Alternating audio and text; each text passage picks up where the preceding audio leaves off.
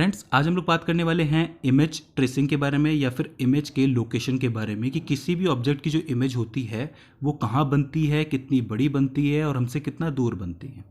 ठीक है, तो इसमें सबसे पहला जो हमारे सामने सवाल क्रिएट होता है वो होता है कि व्हाट इज़ एन इमेज, यानी कि इमेज होती क्या है। तो मैं आपको बता दूं कि इमेज एक इन्फॉर्मेशन होती है ऑब्जेक्ट के बारे में, या यूँ कह लीजिए कि image is an ability to understand about object, कि ऑब्जेक्ट एग्जैक्टली कैसा दिखता है, कैसी इसकी इमेज बनेगी, कितना ये हमसे दूर होगा। तो ये सारी जो इन्फॉर्मेशन होती है इमेज के रूप में हमें दिखाई देती है।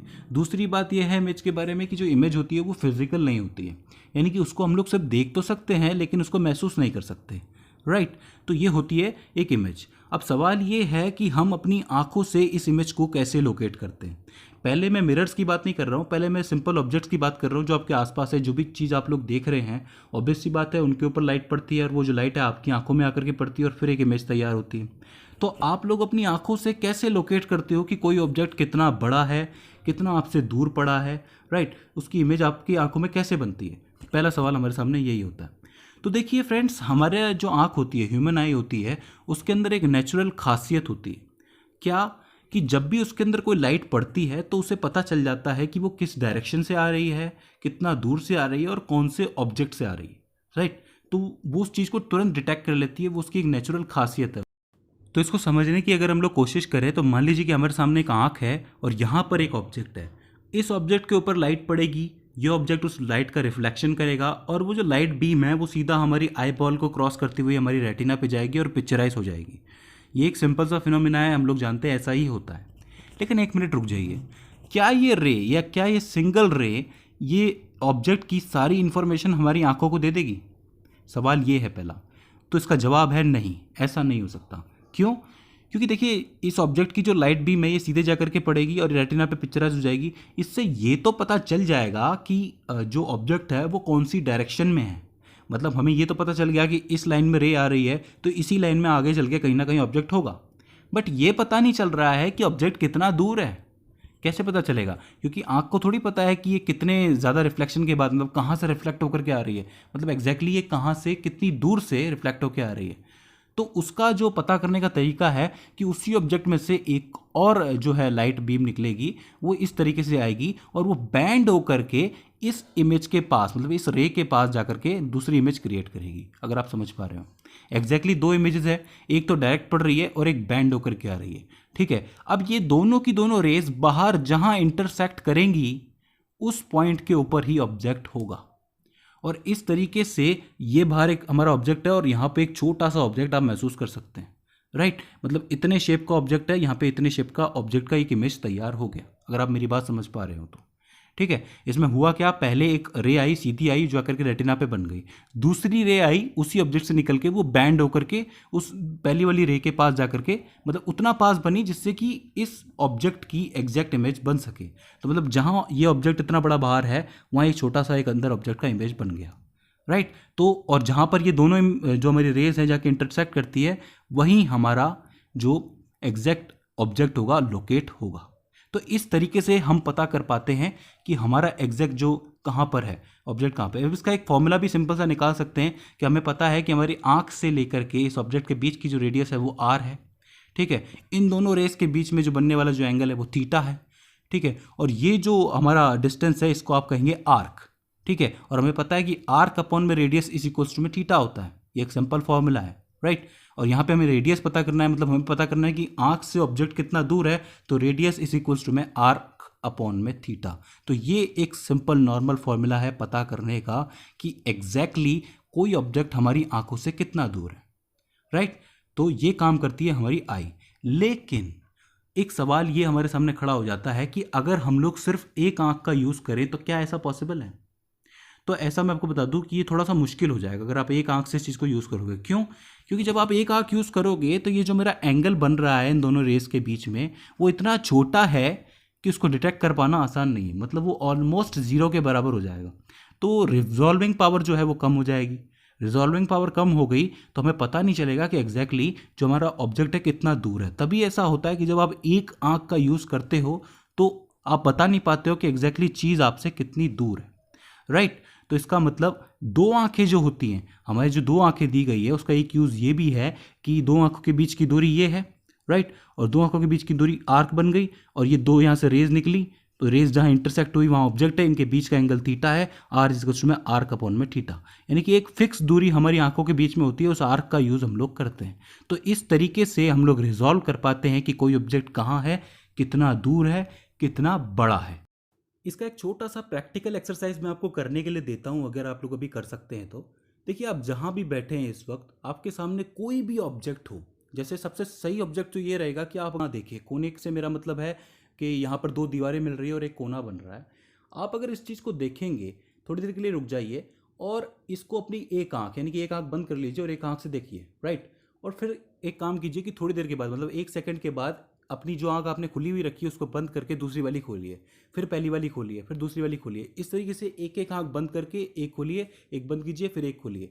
इससे आपको क्या नज़र आएगा?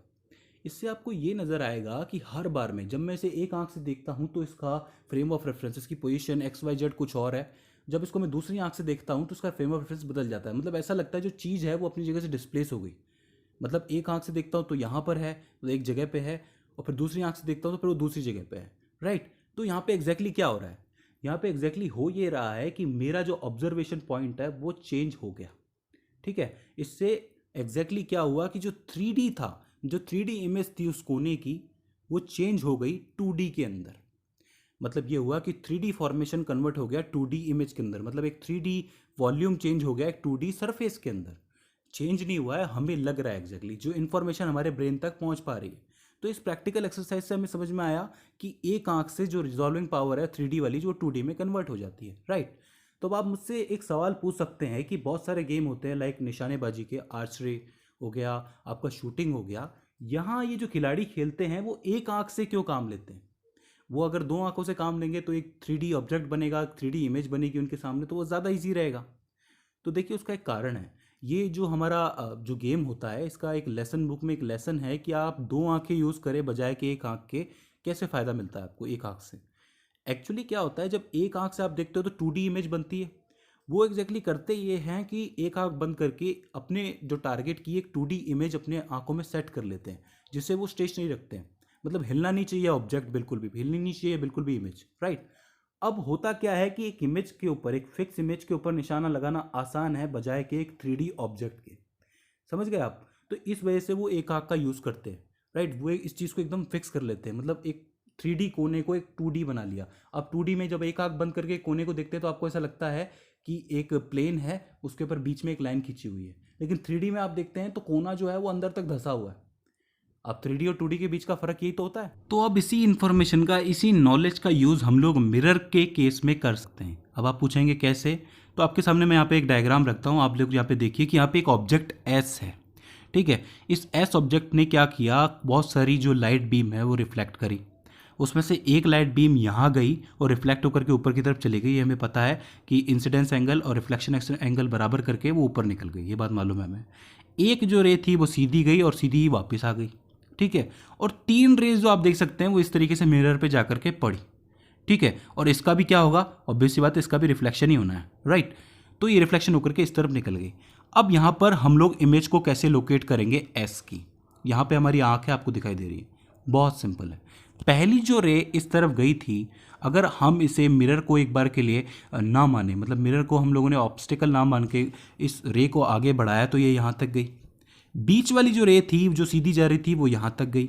ये तीनों जो रेस थी वो इस तरफ नीचे की तरफ जाएंगी। मतलब इन सभी रेस का एक इंटरसेक्शन पॉइंट बनेगा, राइट।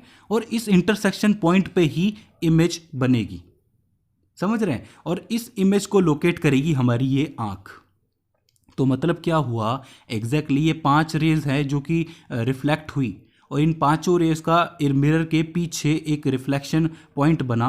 इसको आप कह सकते हैं इमेज पॉइंट, या फिर इसको आप कह सकते हैं इंटरसेक्शन पॉइंट, ये बना। और यहाँ पे इमेज बनती हुई नजर आई हमें, और इसे इस आँख ने लोकेट किया। क्योंकि आँख को नहीं पता है कि एग्जैक्टली ये जो मेरी आँखों में लाइट पड़ रही है वो कितनी बार रिफ्लेक्शन करके कहाँ से रिफ्लेक्शन करके आई है। उसे सिर्फ इतना पता चल रहा है कि भैया हाँ सामने इमेज बन रही है। अब रियलिटी तो हमें पता है ना कि जो रेज है उसका जो इंटरसेक्शन पॉइंट है वो मिरर के पीछे बन रहा है। तो इसका मतलब यहाँ पे एग्जैक्ट इमेज हमें दिखाई देगी S की, ठीक है। इसमें दूसरी चीज़ ये है, इसको अगर आप थोड़ा सा प्रैक्टिकली सोच के देखें तो आप खड़े हुए एक मिरर के सामने, मिरर से आपकी दूरी कुछ है, राइट। एक प्लेन मिरर है आपके सामने, अब मिरर की दूरी आपके सामने कुछ है, तो आपकी जो इमेज बनेगी वो मिरर के अंदर उतनी ही दूरी के ऊपर बनेगी कि नहीं बनेगी, ठीक है। जो आंखों में हमारी लाइट पड़ रही है उसके हिसाब से तो मिरर के अंदर पीछे की तरफ इमेजनरी एक इमेज तैयार हो रही है, लेकिन एग्जैक्टली क्या हो रहा है, लाइट जो है वो मिरर से रिफ्लेक्ट हो रही है। ये बात हमें समझ में आ रही है कि नहीं। तो हमें हमारी जो आंख है उसे ये नहीं पता चल रहा है कि जो लाइट है वो कितनी बार रिफ्लेक्ट करके आई है, कहाँ कहाँ से रिफ्लेक्ट कर रही है, नहीं पता। उससे सिर्फ इतना पता चल रहा है कि जो ऑब्जेक्ट है वो, उसकी जो इमेज है वो सीधे सीधे इंटरसेक्शन पॉइंट में मिरर के अंदर बन रही है, मिरर के अंदर वाले वर्ल्ड के अंदर बन रही है। Simple. Now that's the simple case of image formation, कि इमेज एग्जैक्टली बनती कैसे।